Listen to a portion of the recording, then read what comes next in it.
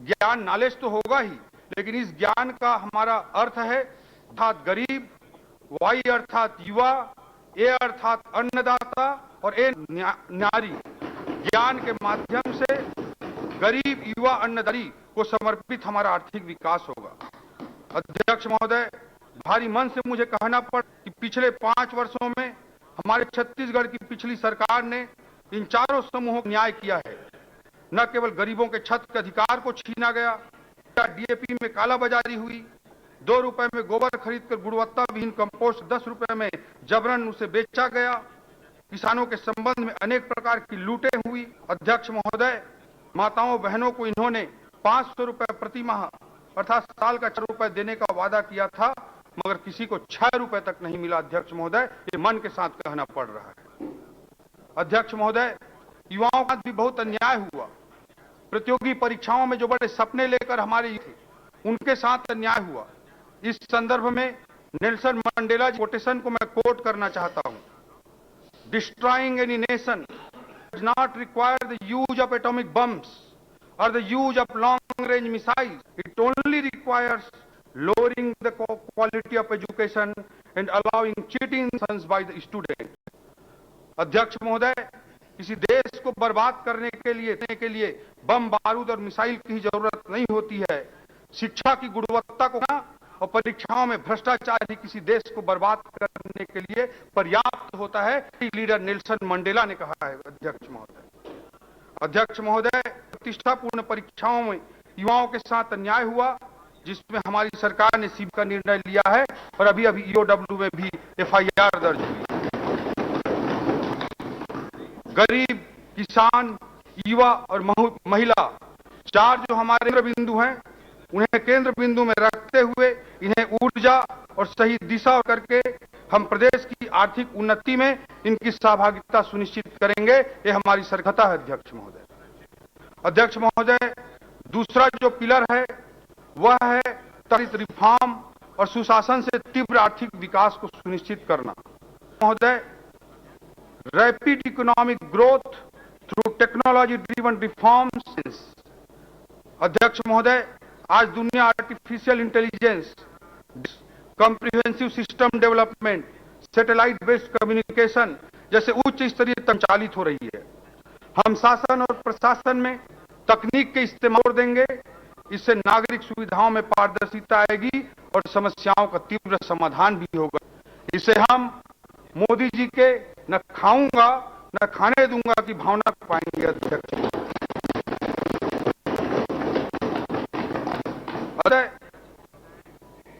पिछली सरकार द्वारा कोयले पर तकनीक आधारित सिस्टम को हटाकर लाल फीता शाही आधारित मैनुअल सिस्टम लागू किया गया था। हमारी सरकार प्रशासनिक कामकाज की प्रक्रिया में ऐसे कपटपूर्ण मैनुअल हस्तक्षेप लगाएगी और तकनीक आधारित प्रयोगों के माध्यम से हम सरकार के खजाने के लीकेजों को रोक और जहां कर की दर में वृद्धि नहीं होगी, वहां पर भी तकनीकों पर आधारित करारोपण को अपनाकर सरकार के राजस्व में ऐतिहासिक वृद्धि दिखाएंगे। अध्यक्ष महोदय, और ईमानदार करदाताओं को प्रोत्साहित करेंगे। निश्चित करना। अध्यक्ष, किसी भी विकासशील अर्थव्यवस्था के उच्च विकास दर के लिए व्यय को आधार स्तंभ माना जाता है। अध्यक्ष महोदय, आर्थिक अध्ययन कहता है 100 रुपए का पूंजीगत व्यय हम करते हैं तो जीएसडीपी में 247 रुपए की होती है। इसलिए किसी भी विकासशील अर्थव्यवस्था के लिए बहुत जरूरी होता है टैक्स में अधिकाधिक वृद्धि की जाए। इस बजट में तमाम चुनौतियों के हम पूंजीगत व्यय के प्रावधान में गत वर्ष की तुलना में 20% की वृद्धि करने का काम किए हैं। अध्यक्ष महोदय, जबकि पिछले 5 सालों में औसतन आप देखेंगे तो कैपेक्स में वृद्धि 5 सालों के औसत में 12% रही है, जबकि इस बजट 20% की कैपेक्स वृद्धि का महत्वाकांक्षी लक्ष्य लेकर इस बजट का निर्माण किए हैं। हमारा चौथा पिलर होगा अध्यक्ष महोदय, प्राकृतिक संसाधनों का उचित इस्तेमाल, यूटिलाइजेशन ऑफ नेचुरल रिसोर्सेस। हमारा छत्तीसगढ़ प्राकृतिक से भरा हुआ है। इन संसाधनों का सुनियोजित उपयोग करते हुए उससे होने वाले लाभों छत्तीसगढ़ के लोगों के बीच न्यायपूर्ण वितरण सुनिश्चित करना हमारा के रूप में इस रणनीति का हिस्सा होगा। हमारा 5वां पिलर होगा अर्थव्यवस्था की नई संभावनाओं पर जोर, छत्तीसगढ़ के प्राकृतिक सौंदर्य के अनुरूप इको टूरिज्म करना, 5 शक्ति पीठों को विकसित करके धार्मिक पर्यटन को बढ़ावा, आईटी सेक्टर की स्थापना, हेल्थ डेस्टिनेशन के रूप में छत्तीसगढ़ को विकसित करना, wedding destination, business tourism, conference destination जैसे नए उद्योगों का लाभ प्रदेश को मिल सके, इसके लिए रोड मैप तैयार करेंगे। अध्यक्ष महोदय, सेवा क्षेत्र में देश की औसतन जो जीडीपी पर योग करीब 55% के लगभग है, जबकि हमारे छत्तीसगढ़ की अर्थव्यवस्था में सेवा दान अभी मात्र 31% है। इसे बढ़ाकर ही हम छत्तीसगढ़ की आर्थिक उन्नति को सुने। अध्यक्ष महोदय, हमारा 6वां पिलर होगा सरकार की सारी क्षमताओं के निजी निवेश को भी सुनिश्चित करना। हमारे छत्तीसगढ़ में आधुनिक आर्थिक दरों, रेट टेपिज्म के स्थान पर रेट कारपेट की निवेश संस्कृति का हम विकास, मॉडर्न इकोनॉमिक फिलॉसफी जैसे minimum government maximum governance, EODB, ease of doing business, ease of living, online permission, minimum permission जैसी व्यवस्थाओं की स्थापना करके विकास को सुनिश्चित करेंगे। इसी तारतम्य में पीपीपी अर्थात पब्लिक प्राइवेट के आदर्श प्रयोगों के लिए नीति आयोग, अखिल भारतीय प्रबंधन संस्थान आई जैसे विशेषज्ञ संस्थाओं का हम सहयोग लेना सुनिश्चित करेंगे। इन सब सहयोग लेते हुए जो प्राइवेट इन्वेस्ट उसको भी बढ़ावा देने का हम काम करेंगे। हमारी रणनीति का सर होगा अध्यक्ष महोदय, focus on Bastar and Surguja. Bastar की ओर भी देखो, ये हमारी आर्थिक रणनीति का 7वां स्तंभ होगा। पिछले 5 वर्षों में कांग्रेस के कार्यकाल बस्तर सरगुजा क्षेत्र आर्थिक विकास की दृष्टि से छूते रहे हैं। एयर कनेक्टिविटी को बढ़ाने के लिए सार्थक पहल की जाएगी। Eco tourism destination, naturopathy destination के रूप में विकसित करने हेतु प्रयास किए जाएंगे। क्षेत्र में लघु वनोपज के प्रसंस्करण हेतु उद्योगों की स्थापना की जाएगी। सरगुजा क्षेत्र में उद्यानिकी, मछली पालन जैसी संभावनाओं को भी परोसा जाएगा। इस प्रकार समन्वित प्रयास करते हुए इन क्षेत्रों की आर्थिक पूरी तरह से मूर्त रूप प्रदान किया जाएगा। ये हमारी रणनीति का 7वां स्तंभ होगा अध्यक्ष महोदय। रणनीति का 8वां स्तंभ होगा डीडीपी, डिसेंट्रलाइज्ड पॉकेट्स, विकेंद्रीकृत विकास पॉकेट्स की स्थापना करने पर हमारा जोर होगा। छत्तीसगढ़ का उत्तरी भाग, मध्य मैदानी भाग और दक्षिणी भाग की अपनी अलग अलग आर्थिक विशिष्टताएं हैं। इन विशिष्टताओं के अनुरूप आर्थिक विकास की विकेंद्रीकृत नीति पर काम करते हुए विकेंद्रीकृत विकास पॉकेट डीडीपी की स्थापना को हम सुनिश्चित करेंगे। रायपुर भिलों की अपनी अलग विशिष्टता है, इसलिए इसके आसपास के क्षेत्रों को स्टेट कैपिटल के रूप में विकसित करने की योजना तैयार की जाएगी। इस क्षेत्र को विश्व sector, wedding destination, education destination, health destination के रूप में विकसित करने की हमारी रणनीति होगी। नवा रायपुर अटल नगर में लाइवलीहुड सेंटर ऑफ एक्सीलेंस एवं दुर्ग में सेंटर ऑफ दुर्ग जिले में सेंटर ऑफ एंटरप्रेन्योरशिप की स्थापना करने का लक्ष्य रखा गया है। जगदलपुर, कोरबा, रायगढ़ जैसे प्रमुख नगरों को विकास के ग्रोथ इंजन के करने की एक रणनीतिबद्ध योजना के तहत हम काम करेंगे। कोरबा, जांजगीर, उरला, सिलतरा जैसे क्षेत्रों के अनुरूप औद्योगिकरण की नीति को आएंगे। मैदानी कृषि प्रधान जिलों में कृषि आधारित विकास को बढ़ावा, ग्रामीण अर्थव्यवस्था को मजबूती प्रदान करने के लिए भी विशेष हमारे रणनीति का 9वां स्तंभ है अध्यक्ष महोदय, छत्तीसगढ़ी संस्कार। हमार छत्तीसगढ़ राज्य हर 1956 सन 2000 तक शोषण के शिकार रही। ये 44 साल के लगभग 4 दशक तक कांग्रेस के छत्र राज रही, लेकिन छत्तीसगढ़ नवा राज्य नहीं बने। छत्तीसगढ़ के नवा राज्य के स्थापना करीस तो भाजपा के प्रधानमंत्री श्री अटल बिहारी वाजपेयी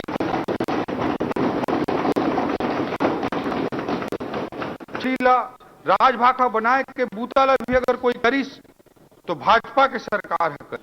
और अवैया बेरामा छत्तीसगढ़ के बानी भाखा तीज परंपरा संस्कृति साहित्य सब ल आगू बढ़ाए के बूता बर हमर संकल्प महोदय।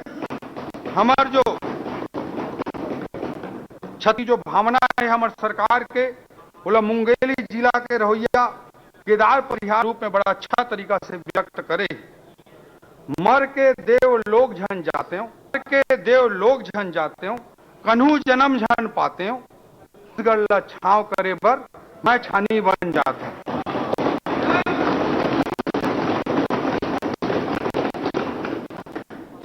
करना है और यही हमारी सरकार की कल्पना है, हमारी सोच अध्यक्ष महोदय कि मरने के देवलोक नहीं चाहिए, मरने के बाद हमको कोई पुनर्जन्म नहीं चाहिए, हम छत्तीस करने के लिए छानी बनना चाहते हैं अध्यक्ष महोदय, यही हमारे सरकार की भावना है।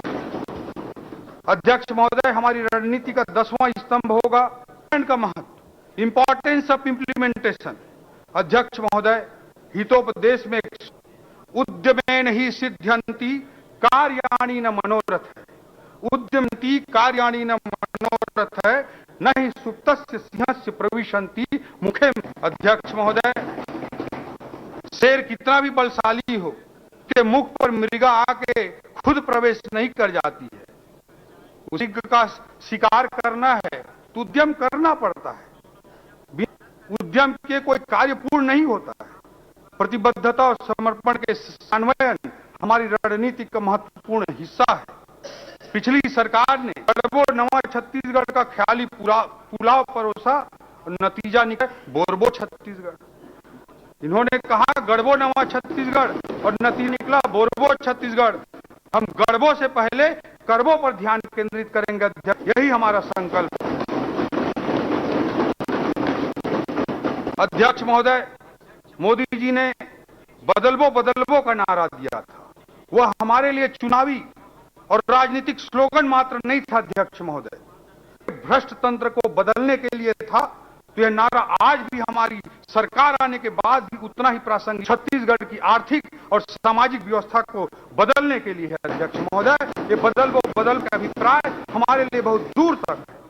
अब यह स्लोगन छत्तीसगढ़ के लोगों के उद्यम से विकासशील छत्तीसगढ़ को विकसित छत्तीसगढ़ में बदलने के लिए है। बदलबो के नारा का मोदी जी की इस नारे का बहुत गहरे मायने हैं अध्यक्ष महोदय। मर्यादा पुरुषोत्तम श्री राम है, उनके द्वारा स्थापित राम राज्य की अवधारणा से बड़ा सुशासन का कोई दूसरा मॉडल दुनिया। अध्यक्ष महोदय रामचरितमानस में गोस्वामी तुलसीदास जी ने राम राज को परिभाषित करते हुए कहा है, दैहिक दौतिक तापा राम राज काहू नहीं व्यापा।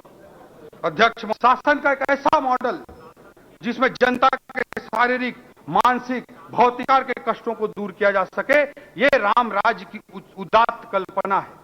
इसी प्रकार की कल्पना हमको दीनदयाल उपाध्याय जी के सिद्धांत में मानव एकात्मवाद में भी दिखती है। कहते हैं शरीर मन बुद्धि आत्मा और चित्ती ये पांच विकास पर ध्यान केंद्रित करने की बात करते हैं। राम राज्य की अवधारणा मानकर हम लगातार कार्य करेंगे अध्यक्ष महोदय, और गुड गवर्नेंस सारे चीजों को इंप्लीमेंट करने के लिए पूर्ण समर्पण के सारी सरकार समर्पित होकर कार्य करेगी अध्यक्ष महोदय। अध्यक्ष महोदय मैं प्रदेश की के संबंध में कुछ विवरण प्रस्तुत करना चाहता हूं। वर्ष 2023-24 इकोनॉमिक सर्वे के अनुसार स्थिर दर पर वर्ष 2023 राज्य के जीएसडीपी में 6.56% की वृद्धि अनुमानित है। इसी अवधि में पूरे देश की औसत जीडीपी में 0.32% की वृद्धि हुई है। प्रचलित दर पर राज्य का सकल घरेलू जो 2022-23 में 4,64,000 था, 23-24 में बढ़कर 5,000 करोड़ अनुमानित है। इस प्रकार प्रचलित दर पर जीएसडीपी में पिछले वर्ष में 8.9% की वृद्धि अनुमानित है। वर्ष 2023 जीएसडीपी का जो ग्रोथ रेट है 6% का ग्रोथ रेट, ये राष्ट्रीय औसत 7.32% है, जो अर्थव्यवस्था की धीमी गति को स्पष्ट रूप से बता रहा है अध्यक्ष महोदय।